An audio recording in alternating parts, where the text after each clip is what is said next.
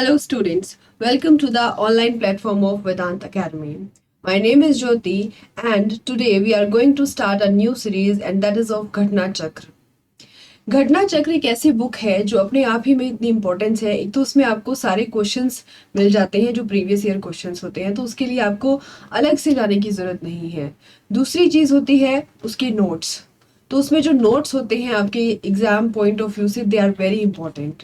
So in this series we tried कि हमने questions को और नोट्स को एक साथ कंपाइल करके पीपीटी की फॉर्म में आप तक पहुंचाने का प्रयास किया है कि आपको एक क्वेश्चन को बार बार नहीं बल्कि एक साथ फैक्ट्स के साथ और अच्छे से पढ़ना आपको आ जाए. तो देखिए, मेरे साथ हम स्टार्ट करने वाले हैं आज घटना चक्र रिवीजन ऑफ हिस्ट्री. हिस्ट्री हम 3 पार्ट्स में पढ़ेंगे: ancient history, medieval history and modern history. So आज हम स्टार्ट करने वाले हैं with the first chapter, and this series will be continue on every day, and video will be available for you every day. And because your UPPCS exam is coming, and this is very important for UPPCS and all the state PCS. So आपके PCS के लिए, आपके one day exams के लिए या आपके किसी भी कॉम्पिटिटिव एग्जाम के लिए घटना चक्र का एक अलग ही स्थान होता है, एक अलग ही इंपॉर्टेंस होती है, specially in revision.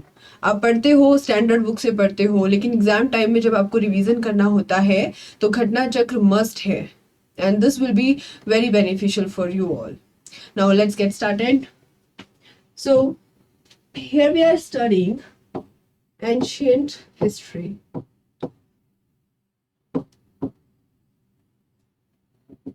And ancient history में कितने पार्ट्स हैं? एंशिएंट हिस्ट्री कोई एक टॉपिक तो है नहीं कि एक टॉपिक है आपने पढ़ लिया. इसमें भी आपका हिस्ट्री, एंशिएंट हिस्ट्री, लेकिन हिस्ट्री की शुरुआत कहाँ से हुई? इसमें हम पढ़ते हैं प्री हिस्टोरिक. प्री हिस्टोरिक एक ऐसा पीरियड, एक ऐसा टाइम पीरियड जहां पर आपको कोई एविडेंस नहीं मिलता है. ठीक है, हमारे पास कोई एविडेंस नहीं है राइटिंग में या कोई डॉक्यूमेंट है. तो जो उससे पहला जो पीरियड है जिसमें आपको डॉक्यूमेंटेड आपकी चीज़ें मिलती थी, या जैसे अभी आप हिस्टोरिकल पीरियड में पढ़ते हो, आपके पास हर एक चीज़ का डॉक्यूमेंट है. जैसे आप वैदिक काल में आप रिसर्च किया हुआ है लोगों ने, बुद्धिज़्म, जैनिज़्म, तो ठीक है, वो हिस्टोरिकल हम पढ़ते हैं. लेकिन प्री हिस्ट्री, जब ऐसा कोई रिटन एविडेंस था ही नहीं, तो उस पार्ट को बोलते हैं, उस पीरियड को बोलते हैं प्री हिस्टोरिक पीरियड. उसके बाद सेकंड आता है हमारा proto historic. Proto historic, proto historic. इस पीरियड में लोगों के पास क्या था कि इसकी जानकारी हमें कहां से मिलती है? प्रोटो हिस्टोरिक के लिए, प्रोटो हिस्टोरिक में आपका स्क्रिप्ट तो थी, लेकिन अभी भी हम उसको जान नहीं पाए हैं. They are still to be deciphered. So इसलिए जो प्री हिस्टोरिक और हिस्टोरिकल पीरियड है, जो उसकी जो बीच का टाइम है कि कैसे कैसे उनकी जो लेखन शैली थी वो थी, लेकिन हमें अभी तक वो समझ नहीं आई है, हमने अभी तक वो रिवील नहीं हो पाई है. तो इन दोनों के जो बीच का टाइम है, एक जब कोई रिटन एविडेंस नहीं है, कोई एविडेंस नहीं है, और एक तब जब आपके पास एक वेल डॉक्यूमेंटेड स्क्रिप्ट है, आपको पता है कि क्या है ये स्क्रिप्ट, क्या कह रही है, किस लैंग्वेज का इस्तेमाल हुआ है.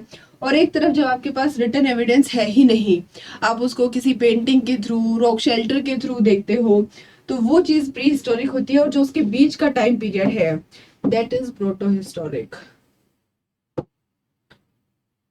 That is proto historic. तो ये 3 टाइप के आप जो पार्ट्स हैं हम पढ़ते हैं. Pre historical period, historical period, और दोनों के बीच में आता है प्रोटो हिस्टोरिकल पीरियड. अब हम पढ़ेंगे आगे कि क्या आपकी कौन सी सिविलाइजेशन प्री हिस्टोरिक है या कोई सिविलाइजेशन प्रोटो हिस्टोरिक में आती है, या क्या होता है. So now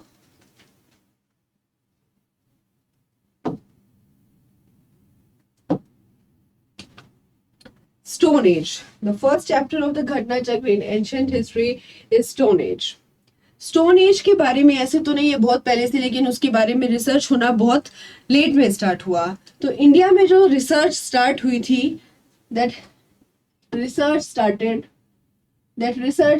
in 1863. सो 1863 में आपकी रिसर्च स्टार्ट हुई थी. सो आपको ईयर याद रखना है. कि स्टोन एज के बारे में इंडिया में 1863 में उसकी खोज होना, उसके बारे में रिसर्च करना स्टार्ट हुआ था। उसके बाद स्टोन एज को 3 पार्ट्स में डिवाइड किया जाता है। जो आपकी स्टोन एज है उसको हम 3 पार्ट्स में डिवाइड करते हैं। स्टोन एज जब पत्थरों का यूज था, पत्थरों के आपके औजार थे, टूल्स थे। उसके बाद फिर धीरे धीरे कैसे आपकी ब्रॉन्ज एज आती है, फिर आयरन एज आती है, इसी तरह से तो हम डिवाइड करते हैं ना, stone age, bronze age, iron age. तो वही सब, तो स्टोन एज के बारे में अगर हम पढ़ते हैं तो उसके 3 पार्ट्स थे। एक आपका था पैलियोलिथिक,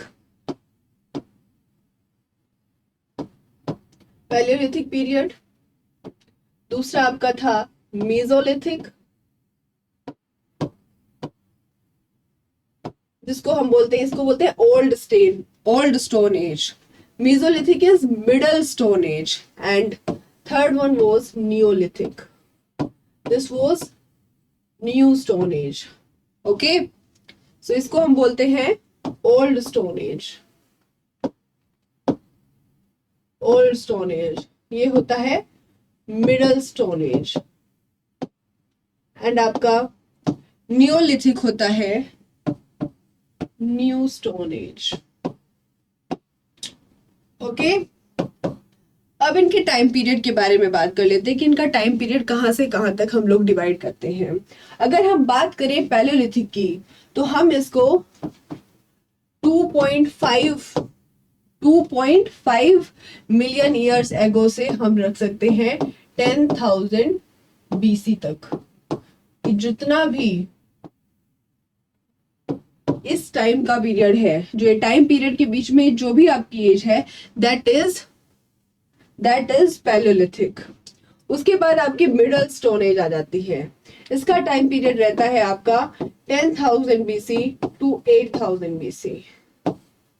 एंड उसके बाद जब आपकी नियोलिथिक एज आती है, उसका आपका आ जाएगा 8,000 to 3,000 BC। So here it is described कि आपकी स्टोन एज को मोटे मोटे तौर पर 3 पार्ट्स में डिवाइड किया था। आपकी ओल्ड स्टोन एज, आपकी मिडल स्टोन एज, आपकी न्यू स्टोन एज। तो इसमें हमारे लिए क्या इंपॉर्टेंट हो जाता है कि ओल्ड स्टोन एज कौन सा पीरियड है, पैलियोलिथिक है। उसके बाद फिर मिडल स्टोन एज कौन सा पीरियड है, मेसोलिथिक है, and then new stone age, and उनकी टाइमिंग्स। सो यहाँ से आपके एक ही चीज से 10-12 क्वेश्चंस आराम से बन जाएंगे उनकी एज का, और फिर आपको कंफ्यूज नहीं होना है। उसके बाद फर्दर अगर हम देखें, अगर हम उसके भी आगे देखें तो क्या हो जाएगा, पैलियोलिथिक को भी 3 पार्ट्स में डिवाइड कर दिया। लोअर पैलियोलिथिक, मिडिल पैलियोलिथिक, अपर पैलियोलिथिक। और डिवाइड किस बेस पे किया है, चलो हमने किसी चीज को डिवाइड कर दिया, लेकिन हमें किसी चीज को डिवाइड करने का एक पॉइंट होता है ना कि हमने इस बेस पे हमने डिवाइड कर दिया। तो स्टोन एज को डिवाइड कर दिया उसके कि ठीक है, ओल्ड स्टोन आ गया, मिडल स्टोन आ गया, न्यू स्टोन आ गया। लेकिन जो आपका पैलियोलिथिक पीरियड है, ओल्ड स्टोन एज जो है, वह खुद में ही इतना वास्ट है कि उसके हमें 3 पार्ट्स बनाने पड़े। किस बेस पे, टूल्स के बेसिस पे। तो टूल्स के जो बेसिस है उसके according lower Palaeolithic, middle Palaeolithic, अपर पैलियोलिथिक डिवाइड कर दिया गया। कैसे, हैंड एक्स, क्लीवर, चॉपर, जो भी आपके टूल्स होते थे वो थे लोअर पैलियोलिथिक में। आपके हाथ से बनी कुल्हाड़ी, और ये फिर ऐसी कुल्हाड़ी टाइप नाइफ होता था। चॉपर आपका इस तरह के स्टोन होता था, इस तरह से, ठीक है। ये एक्स लाइक नाइफ होता था, एक्स लाइक नाइफ। तो इस तरह के जो टूल्स थे, ये हैंड एक्स हो गया, क्लीवर हो गया, चॉपर हो गया, ये टूल्स किस एज के थे, अपर Palaeolithic, sorry lower Palaeolithic period के। उसके बाद आती है आपकी मिडिल पैलियोलिथिक। तो जो मिडिल पैलियोलिथिक है उसमें आ गया आपके पॉइंट्स वाले, मतलब कि जिसमें नुकीला आप बोल सकते हो कि पॉइंट्स आ गया, बोरर्स आ गया, स्क्रैपर्स आ गए। तो ये किस टाइप के आए आपके, जैसे कि आपके जो बोरर्स होते हैं, बोरर्स किस काम आते हैं, बोरर्स काम आते हैं जैसे होल पियर्स करना हो, पियर्सिंग होल्स, ठीक है। तो इसी टाइप के आपके जो टूल्स थे देवर इन मिडल पैलियोलिथिक। उसके बाद आता है आपका अपर पैलियोलिथिक। अपर पैलियोलिथिक में आपके बोरेंस आते हैं। बोरेंस किस टाइप के होते थे? अगर सपोज करो आपने देखा होगा कि डिजाइन्स होते थे पहले, तो हमें जो टूल्स होते थे जो डिजाइन्स बनाने के लिए काम आते थे, टू कार्व डिजाइन्स वो आपके होते थे boranes. So on the basis of these tools, in tools के बेसिस पे जब हमने ओल्ड आपकी जो पैलियोलिथिक एज है उसको डिवाइड किया तो वो 3 पार्ट में आई, लोअर, मिडल, अपर। और उसके टूल्स की आप एग्जांपल लर्न करोगे बिकॉज दिस इज इम्पोर्टेंट। तो इसमें हमें क्या इंपॉर्टेंट मिल गया कि हमें पता चल गया कि 3 पार्ट्स में, and again I am telling you कि जितना आप इसको रिवीजन करोगे उतना ही आपके लिए बेनिफिशियल साबित होगा। एंड तो ठीक है, 3 पार्ट्स आपको पता चल गए। 3 पार्ट्स आपको पता चल गए, पैलियोलिथिक, मेसोलिथिक एंड नियोलिथिक। फिर आपके ये तीनों आ गए, डिवाइड हुआ on basis of tools. If you want to take screenshot then I will give you the time. ऐसे नहीं कि मैं समझा रही हूँ और वो सब ऐसे हो रखा है तो आप स्क्रीनशॉट ले लोगे। आई विल गिव यू टाइम कि आपको कहाँ पे स्क्रीनशॉट लेना है, ठीक है? ओके, उसके बाद आता है आपका, ये आपका एज के बारे में आ गया। Chopper chopping pebbles pieces of tools, जो आपका ये चॉपर चॉपिंग पेबल वाला जो टूल था इसके जो पीसेस हैं वो सबसे पहले कहाँ पर ऑब्टेन किए गए? Sohan river valley of Punjab, that is in Pakistan. तो आपको लोकेशन भी याद रखनी है, वो इंडिया भी दे सकता है, पाकिस्तान भी दे सकता है, जरूरी नहीं कि वो सोहन वैली देगा। तो आपको बताना है कि वो पाकिस्तान में है फिलहाल, because right now that is in Pakistan. So आपको ये बताना, अगर आपका क्वेश्चन आता है तो आपको याद होना चाहिए कि उसकी लोकेशन एग्जैक्टली क्या है, ठीक है? सो आपको याद रखना है कि chopper chopping payable pieces of tools were first obtained आपके सोहन रिवर वैली से, ठीक है, आपकी सोहन घाटी से। ओके, और हैंड एक्स के पीसेस कहां से मिले? Vadamadurai and Attirampakkam near Madras. Okay, now you can take the screenshot and although it is available in the book, but यहाँ पे आपको एक अलग अलग पार्ट्स में इसको दिया हुआ है ताकि आपको एक्सप्लेन किया जाए और आपको इस तरीके से और अच्छी तरह समझ आए। Okay, now moving up to the next. Robert Bruce Foote जो थे आपके, he discovered first Paleolithic site in India। तो ये इसीलिए इंपॉर्टेंट हो जाता है कि किसने फर्स्ट डिस्कवर किया। आगे आप इंडस वैली सिविलाइजेशन पढ़ते हो तो किसने कौन कौन सी सभ्यता में कौन कौन सी साइट की है, जैसे सपोज करो हड़प्पा आएगी, मोहनजोदारो आएगी, तो किसने एग्जीक्यूटेड किया। तो फर्स्ट नाम आपको बिल्कुल होना चाहिए, बिकॉज आपको मैच द फॉलोइंग टाइप के क्वेश्चंस हर एक एग्जाम में मिलते हैं।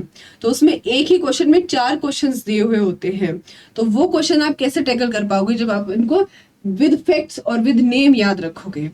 ओके, सो आप यहाँ से याद रखोगे Robert Bruce Foote discovered first Palaeolithic site in India and that's why he is considered as the father of Indian pre history. तो इंडियन प्री हिस्ट्री के फादर जो है वो किसको कहा जाता है? इनको कहा जाता है। Okay, and now let me know in the comment section who is known as the father of history. Lucent में पढ़ते हो, हर एक बुक में पढ़ते हो, ठीक है, हिस्ट्री सब पढ़ते हैं। So who is known as the father of history, tell me in the comment section.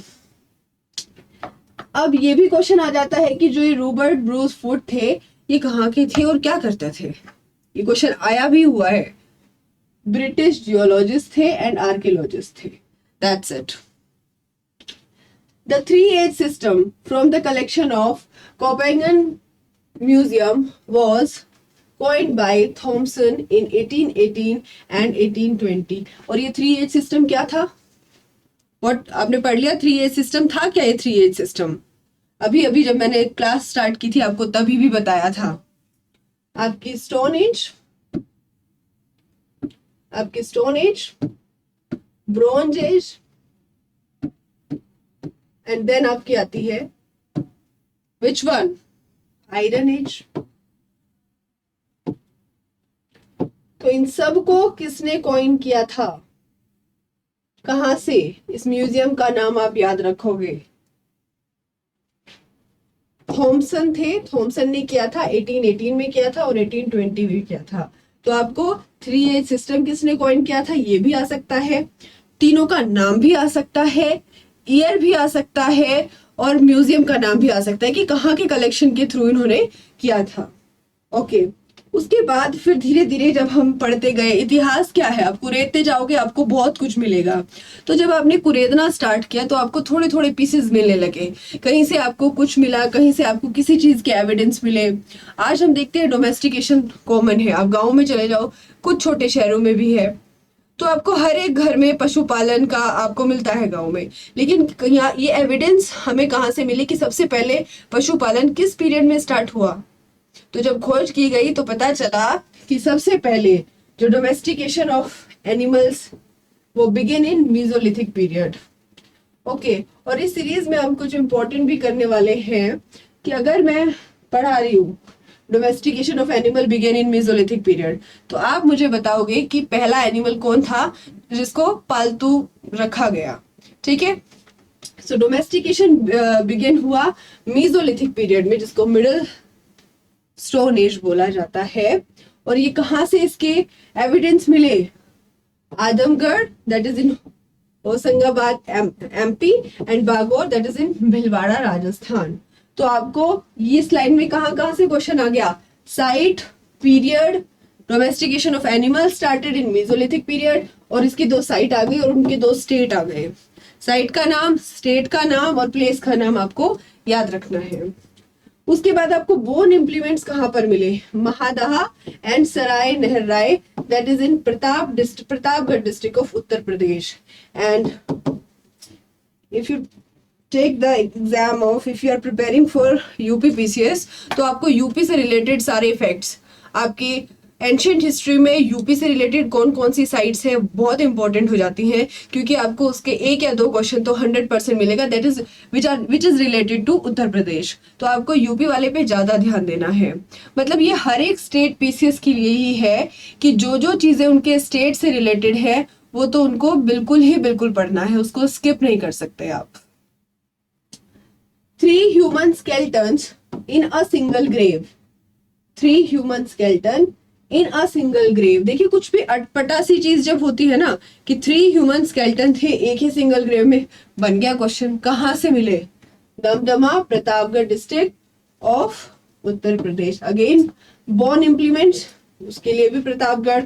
उसके बाद ये 3 साइड, ये दमदमा आ गई साइड, ये भी प्रतापगढ़। तो ये भी पूछा जा सकता है कि आपकी कौन कौन सी साइट्स जो है वो प्रतापगढ़ डिस्ट्रिक्ट में है। 3 ऑप्शन ये दे देगा, एक और नहीं देगा, फिर 1 2, या फिर एक ऑप्शन ये दे देगा, 3 ऑप्शन ये नहीं देगा, तो वो आपको यहाँ से पता चलेगा। दमदमा में क्या है कि आपके 41 ह्यूमन ग्रेव्स मिले हैं, जिसमें 5 जो है वो डबल बोरियल है, डबल। ठीक है, तो ये भी आपके लिए इंपॉर्टेंट हो जाता है। And if you want to take screenshot then please fast. Okay, moving next. Cultivation of cereals started in Neolithic period. ठीक है, आपका डोमेस्टिकेशन स्टार्ट हो गया है मेसोलिथिक में, लेकिन कल्टीवेशन ऑफ सीरियल्स ये कहाँ स्टार्ट हुआ? आपकी दालें बनती थी, कल्टीवेशन होना, अनाज का कल्टीवेशन होना, ये कहाँ से स्टार्ट हुआ? Neolithic period, new stone as, new stone as.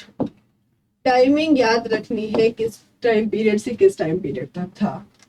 उसके बाद एविडेंस कहां से मिला? First clear evidence of rice and wheat found in Koldihwa and Mehrgarh. And now tell me in the comment section, because अगर हम साथ साथ पढ़ रहे हैं, डिस्कशन करके पढ़ रहे हैं, तो आपको क्वेश्चन के आंसर भी फटाफट से लिखने हैं। ऐसे नहीं है कि मैं पढ़ाते चली जा रही हूँ। इस सीरीज का आपका उद्देश्य यही है कि हम डिस्कस कर पाए और अच्छे से पढ़ पाए। सो टेल मी कि मेहरगढ़ कहाँ पर है? इंडिया में है या पाकिस्तान में है? ओके, तो एविडेंस अगर आपको राइस और व्हीट के पूछे जाएंगे तो आपको ये नाम दो देने हैं। उसके बाद आता है मैन, कि earliest evidence of man in India, earliest evidence of man in India वो कहाँ से मिला? तो ये आप सभी को पता होगा, नर्मदा वैली। ठीक है, Narmada valley is related to the evidence of man in India. आपके जो कहाँ से मिला? नर्मदा वैली। कब? 1982 में ये आपका रिसर्च हुई। उसके बाद first cereal used by men, barley. जो हमारे जो इंसान थे, इन्होंने सबसे पहला जो सीरियल था जो उगाया था, ये इसका नाम क्या था? बार्ले, बाजरा। 8000 BC। ठीक है। Oldest food grain cultivated are barley, barley आपका है ही बाजरा, और आपका पैडी जिसको धान बोलते हैं। ठीक है, बाजरा, धान। ओके, तो ये दो फूड ग्रेन्स हैं जो आपके आते हैं कि सबसे पहले क्या क्या कल्टीवेट होना स्टार्ट हुआ था। उसके बाद ये थी आपकी जो ओल्ड स्टोन एज में हो रहा था। इसके बीच में एक एज आती है कॉपर एज, जिसको हम बोलते हैं चाल्कोलिथिक एज या चाल्कोलिथिक कल्चर। तो इसमें क्या होता है, जब हमें इंसान को कॉपर का पता चला, कॉपर का पता चला, मेटल का पता होना स्टार्ट हुआ। ठीक है, तो फिर हमें कल्चरल एविडेंसेस जो स्टोन एज से लेकर हड़प्पा एज तक के जितने भी कल्चरल एविडेंस है वो कहाँ से मिलते हैं? मेहरगढ़ से। देखिए, नाम बहुत इंपॉर्टेंट है मेहरगढ़। अगर आप इसको खाली आप मेहरगढ़ के बारे में भी पढ़ोगे ना, तो आपको इतना सब कुछ मिल जाएगा कि कहाँ कहाँ इसके किस किस चीज के एविडेंस यहाँ पर मिले हैं। सबसे पहले दो तो आपने अभी देख लिए हैं कि डोमेस्टिकेशन वाला, वो भी मेहरगढ़ में है आपका, सॉरी, राइस एंड व्हीट जो है वो मेहरगढ़ में है। कल्चरल एविडेंस स्टोन एज से लेकर हड़प्पन एज तक के वो आपको मेहरगढ़ से मिलते हैं। तो इससे क्या पता चलता है कि ये साइट इतनी इंपॉर्टेंट है कि स्टोन एज से लेकर आपका हड़प्पन सिविलाइजेशन तक चल रही है। ओके,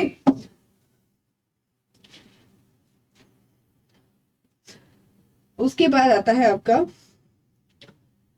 साइट्स के नाम।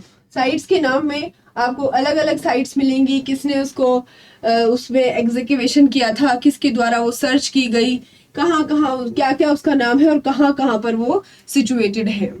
सो जो आपका नवदतौली है वो एमपी में है, और वहां पर जो एग्जीक्यूशन हुआ था वो हुआ था HD संकालिया के थ्रू। ठीक है, तो आपको नाम याद रखना है। उसके बाद ये क्यों इंपॉर्टेंट है? क्योंकि यहाँ पे it is the most extensive executed rural chalcolithic site of Indian सब कॉन्टिनेंट। सबसे ज्यादा एक्सटेंसिव रूरल मतलब जो ग्रामीण है।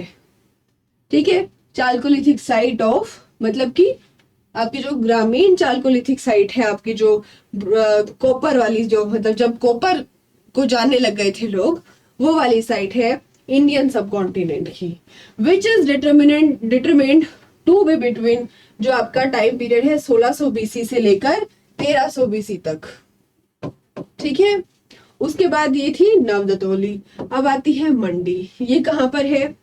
Located to the east of Yamuna, located to the east of Yamuna.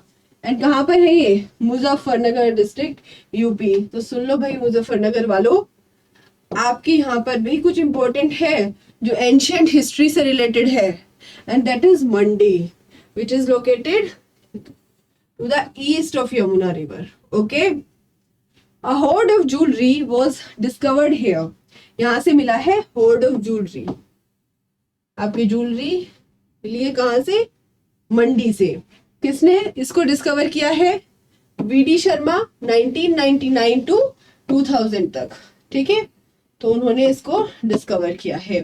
VD Sharma Mandi, और आपकी HD Sankalia Navdatoli which is in Madhya Pradesh. Mandi is in Uttar Pradesh in Muzaffarnagar district.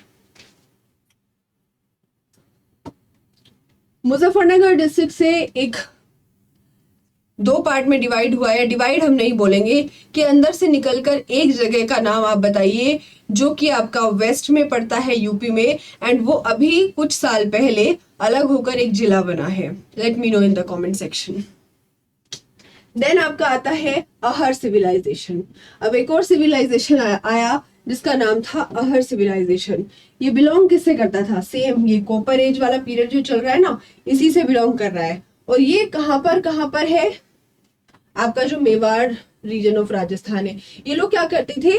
Copper को पिघलाकर जो काम करते थे, वो टूल मतलब जो अभी आप बनाते थे कॉपर से रिलेटेड, जो कॉपर की स्मेल्टिंग वगैरह थी, वो सब ये लोग करते थे। और जो यहाँ पे जो लोग जिस कल्चर को फॉलो करते थे, that is known as Ahar culture. तो कहाँ पर ये फ्लोरिश था, मतलब कहाँ पर था ये? Mewar region of Rajasthan. Okay. Metal work was one of the means of economy, मतलब ठीक है, तो मेटल वर्क जो था वो इनकी इकोनॉमी के लिए सबसे एक इकलौता मीन था, वन ऑफ द मीन। और इकलौता नहीं बोलेंगे, हम बोलेंगे कि one of the important mean of economy की, जो जिसकी पे उनकी इकोनॉमी डिपेंड करती थी हर कल्चर वाले लोगों की, वो था मेटल वर्क। उसके बाद black red coloured pottery, black red coloured, ठीक है। पोट्रीज के बेस पर भी हम रखते हैं, पोट्रीज के बेस पर भी हम डिवाइड करते हैं। इसीलिए आप पढ़ोगे भी आगे जाकर कि आर्यन वालों की पोट्री क्या थी, हड़प्पा की पोट्री क्या थी, कैसे हमने उनको अलग किया, कैसे पहले कौन सी ओकरे कलर वाली, ग्रे पेंटेड, इसलिए हमने उसको पहले रखा बाद में रखा। ये हम आगे डिटेल में पढ़ते हैं और एनसीईआरटीज में इसके बारे में काफी कुछ दिया हुआ है। यहाँ पर हम सिर्फ फैक्ट्स फटाफट क्वेश्चन के थ्रू पढ़ रहे हैं ताकि हमारा रिविजन हो जाए। Okay, so black red coloured pottery on which generally white, मतलब कि ब्लैक रेड है और उसके ऊपर व्हाइट कलर के ज्योमेट्रिकल डिजाइन्स बने हुए हैं, ठीक है। तो वो वाली पोट्री थी उस टाइम पर। ऑल राइट,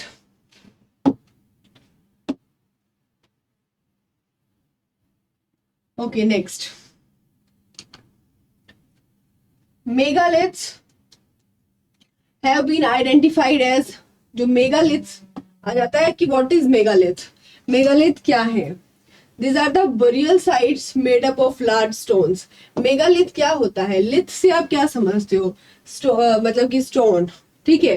तो ये जो लार्ज स्टोन, मेगालिथ मतलब कि लार्ज स्टोन, ठीक है, बड़ा पत्थर।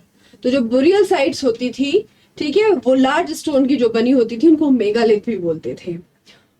उसके बाद आपके ऐश माउंट्स, जो आपके राख के ढेर हैं, वो कहाँ से मिले हैं? संगनाकल्लू, बेलारी डिस्ट्रिक्ट नियर मैसूर, कर्नाटका, ठीक है। एंड और कहां पर मिले हैं? पिखलिकाहल, उंटूर, and these ash mounds are the burnt relics of seasonal camps of neolithic herdsman community. ये किस कम्युनिटी से बिलोंग कर रहे हैं? हर्ड्समैन कम्युनिटी थी नियोलिथिक पीरियड की, उसकी ये ऐश माउंट्स है। ओके, उसके बाद एक इंपॉर्टेंट नाम आता है जो आपका मध्य प्रदेश में सिचुएटेड है, एंड दैट इज भीमबेटका। आपको इसके बारे में हर साल किसी ना किसी एग्जाम में क्वेश्चन मिलता ही मिलता है, तो इसको तो बिल्कुल हम नहीं छोड़ सकते हैं, क्योंकि इसकी पेंटिंग्स, एक तो यूनेस्को हेरिटेज में भी इसकी पेंटिंग्स, रॉक शेल्टर सारे के सारे इंक्लूडेड है। दूसरी बात, इसमें आपको हर एक टाइम पीरियड की पेंटिंग मिलेगी, हर एक टाइम पीरियड का एविडेंस मिलेगा, तो इसलिए भीमबेटका को आप नहीं छोड़ सकते हो। This is 45 kilometres away from Bhopal, Raisen district में पड़ता है, मध्य प्रदेश में पड़ता है, ठीक है। और कभी कभी आ जाता है पूरा अब्दुल्लागंज रायसेन डिस्ट्रिक्ट, तो इसलिए दिस इज वेरी इंपॉर्टेंट। ये मैंने आपको बता दिया। यूनेस्को वाला आप बता दोगे, फेमस फॉर रॉक पेंटिंग्स है, 133 पिक्चर्स है, जिसमें 700 रॉक शेल्टर है और उसमें 133 पिक्चर्स है। इसमें आपकी जो रॉक कट पेंटिंग्स है, ये आपकी in the foot hills of Vindhyan, जो आपकी विंध्या पर्वत श्रेणी है उसमें, और उसके साउदर्न एज, ठीक है, mountains on the southern edge of central Indian plateau, ठीक है। तो पूरे पे आपकी भीमबेटका ही है, भीमबेटका की पेंटिंग्स है। डिस्कवर किसने की थी? वीएस वाकंकर, 1957। तो डिस्कवर करना, उसका टाइम पीरियड आपको लर्न ही करना पड़ेगा, कोई शॉर्टकट नहीं चलेगा, लर्न करना पड़ेगा। Okay, discovery and naming of OCP, OCP की फुल फॉर्म ओकरे कलर्ड पॉटरी, ठीक है। ओकरे गेरुआ कलर होता है आपका, ओकरे कलर्ड पोट्री। ठीक है, इसकी नेमिंग किसने की थी?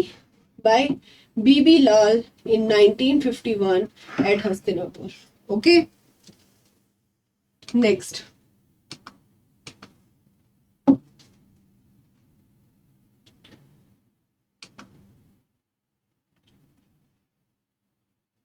So this was about the Ghatna Chakra revision of first chapter, that is Stone Age. And I hope इसमें आपके काफी सारे क्वेश्चंस क्लियर हुए होंगे। और अगर आपको इसमें और थोड़ा पढ़ना है तो बुक आप अपने सामने रख सकते हो और बुक को सामने रखकर आप पीपीटी के थ्रू इसको समझ सकते हो। और अगर आपके पास बुक अवेलेबल नहीं है तो भी आपको कोई चिंता वाली बात नहीं है, क्योंकि आपके बुक के हर क्वेश्चन का फैक्ट, हर क्वेश्चन का मतलब यहाँ पर समझाया जाएगा इन्हीं पीपीटीज के थ्रू। एंड ये सीरीज आपको डेली प्रोवाइड की जाएगी। तो ऐसे ही घटना चक्र को पढ़ने के लिए, समझने के लिए हमारे साथ बने रहिए। कल हम फिर से एक नए टॉपिक के साथ आपको मिलते हैं और ऐसे ही हम पढ़ेंगे, खूब हिम्मत करेंगे और सक्सेस हमें जरूर मिलेगी। Thank you.